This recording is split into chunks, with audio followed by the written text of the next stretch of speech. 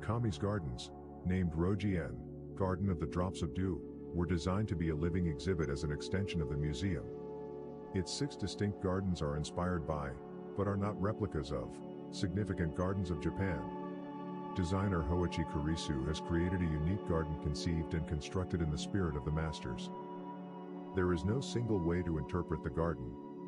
While we provide some historical, technical and aesthetic explanations for elements of the garden, we hope that such information will enhance, not overshadow, your experience, which is ultimately one of personal insight, discovery and invigoration.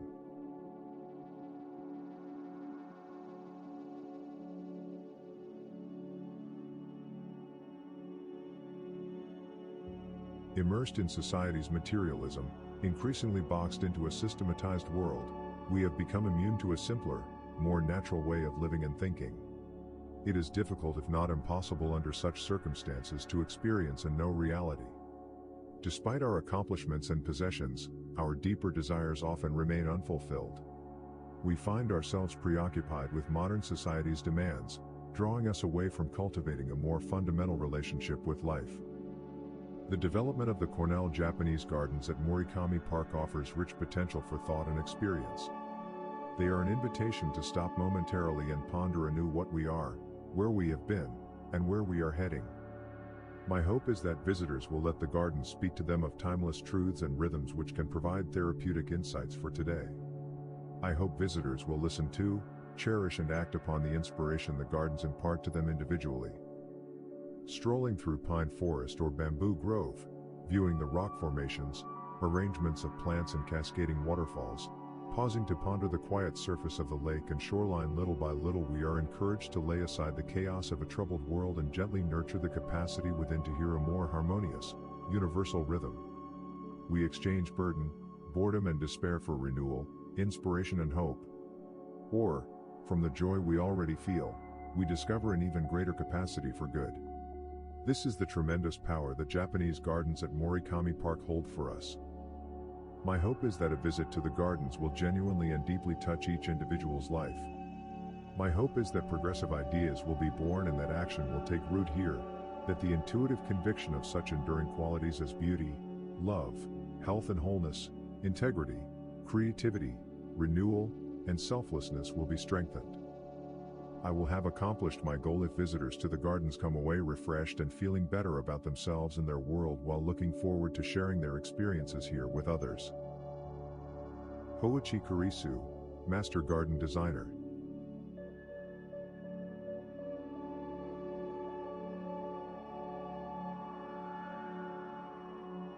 An earthly representation of the Pure Land, or Buddhist heaven.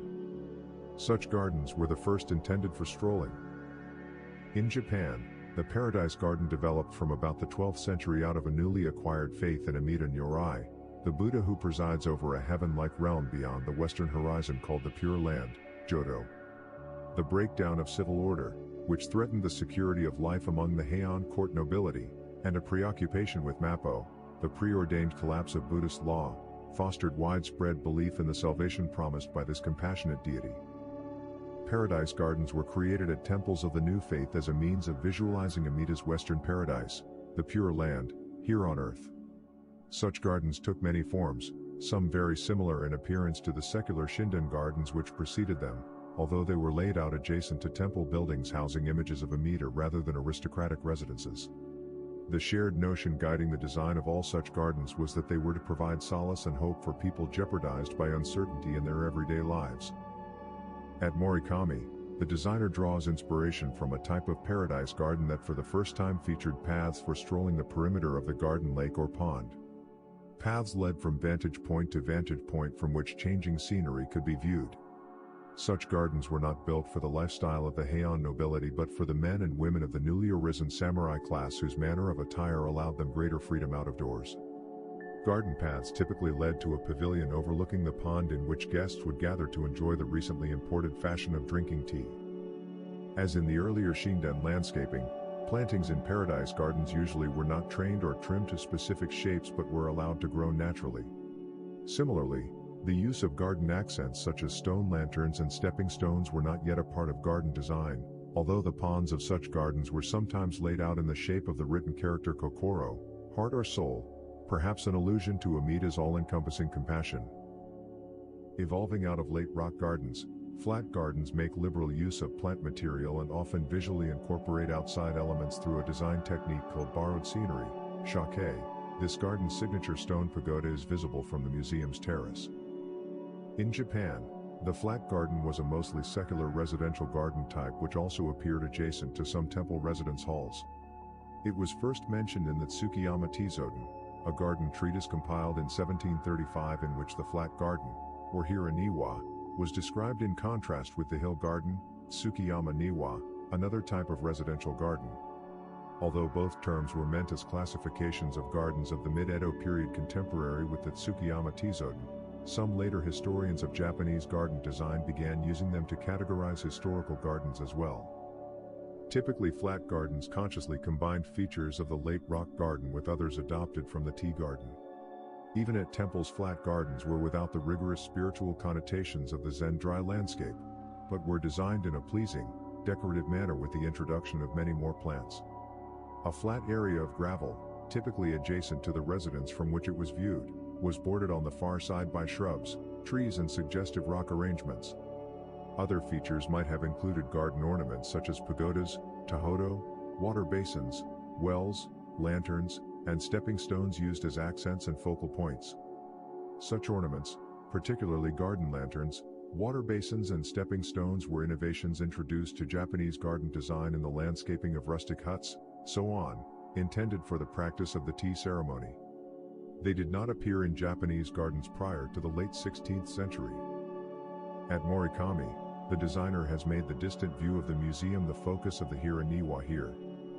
Glimpsed between hills and shrubbery that define the actual physical limits of the garden site, the tile-roofed museum building is drawn in from afar to become the backdrop of the immediate landscaped area.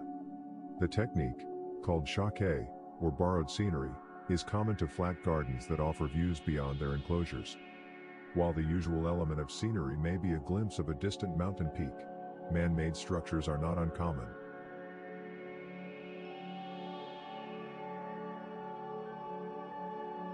A garden of this type may have reflected Western influence but also drew inspiration from the direct observation of nature following a period when gardens had tended toward abstraction. The long-legged kodoji lantern mimics the form of the movable bridges of the stringed instrument called a kodo. In Japan, the changes which society underwent in the second half of the 19th century opened up new possibilities for Japanese garden design. With the opening of the country to trade with other nations, elements borrowed from the West, including lawns, formal arrangements of plantings, paved walkways and fountains, made their way into Japanese gardens of the period. More importantly, Japanese garden designers were discovering forms and materials from their own culture that had never been utilized to add new and interesting textures and experiences to their designs. The new trends were part of a renaissance that cut across many areas of artistic expression to redefine what it meant to be Japanese in a modern world.